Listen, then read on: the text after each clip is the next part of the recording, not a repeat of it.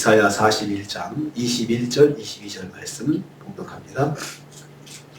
이사야 41장 21절 22절 말씀 같이 봉독합니다. 나 여호와가 말하노니 너희 우상들은 소송하라. 야곱의 왕이 말하노니 너희는 확실한 증거를 보이라. 장차 당할 일을 우리에게 진술하라. 또 이전 일이 어떠한 것도 알게 하라.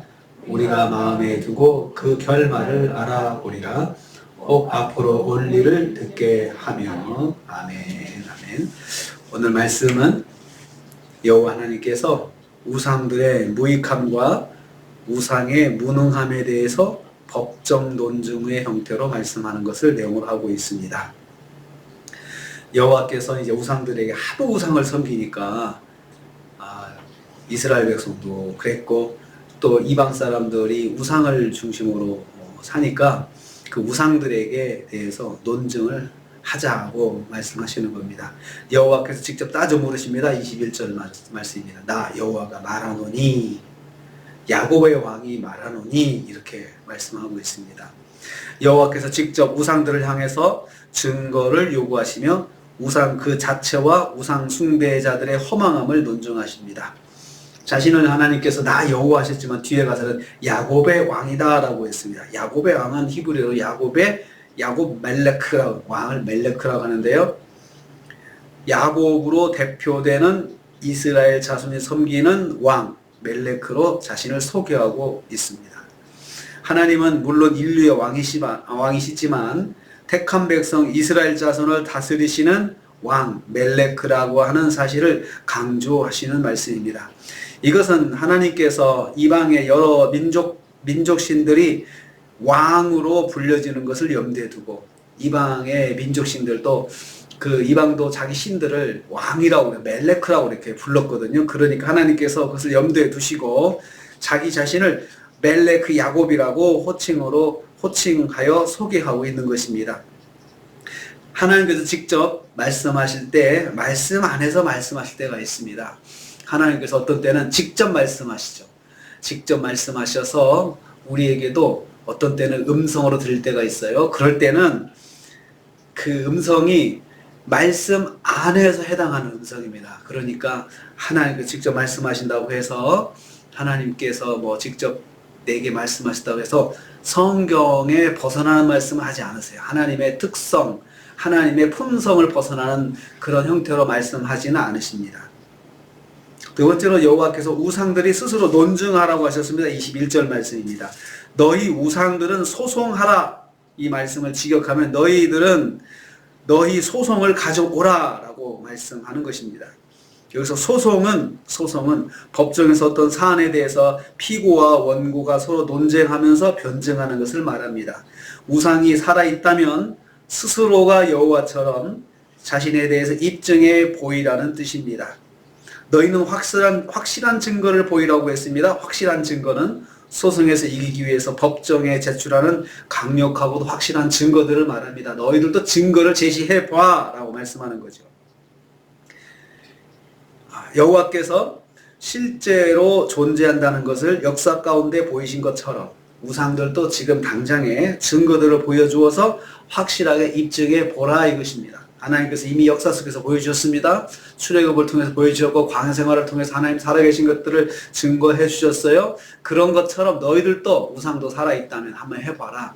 그만큼 하나님께서 우상은 아무것도 할 수 없는 존재라고 하는 것을 하나님께서 말씀하시는 것입니다. 우상은 자신을 입증할 수도 변증할 수도 없는 존재입니다. 우상을 섬기는 그 사람들이 정말 어리석은 것은 하나님처럼 그 역사하시는 그 증거도 없는데 그냥 무모하게 그냥 우상을 의지하고 섬긴다는 것입니다. 세 번째로 여호와께서 우상들에게 장래일을 진술해 보라고 하셨습니다. 22절 말씀입니다. 장차 당할 일을 진술하라고 했습니다. 여기서 장차 당할 일은 단지 과거의 일만이 아닌 미래의 일까지도 말합니다.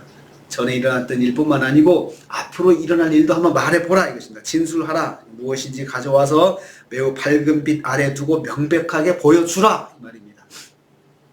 밝은 곳에서 명백하게 보여주라는 것입니다.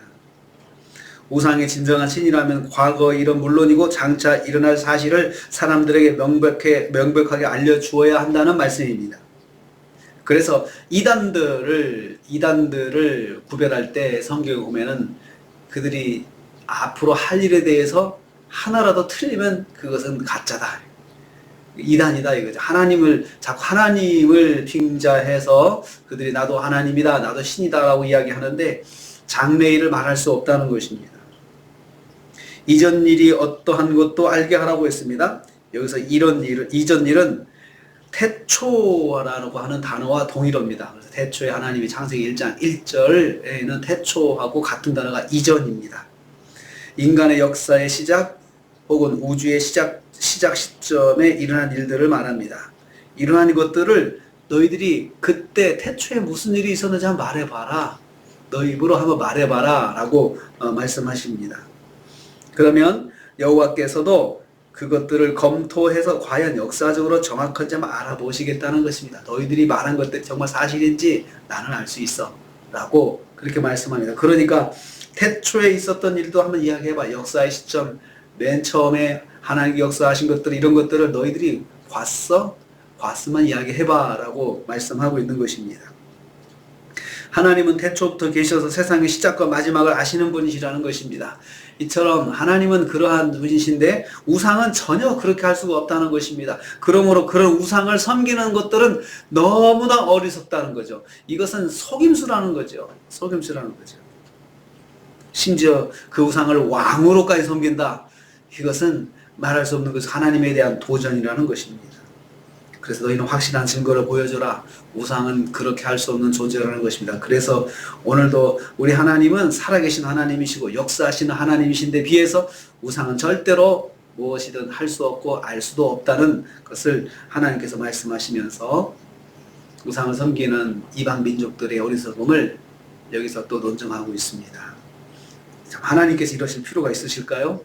이렇게 안 하셔도 되거든요. 그냥 심판하시면 되잖아요. 그렇지만 이스라엘 백성이 그 속에 살고 있으니 하나님께서 이스라엘 백성이 그 속에서 현혹되지 않고 살도록 하나님께서 이스라엘 백성들을 이끌어 주시는 것입니다. 그리고 동시에 이방 사람들도 이스라엘과 함께 사는 이방 사람들도 그 속에서 참된 하나님을 알도록 그들이 역할을 해야 된다라고 그렇게 말씀하고 있는 것입니다. 그렇습니다. 오늘도 하루를 삽니다.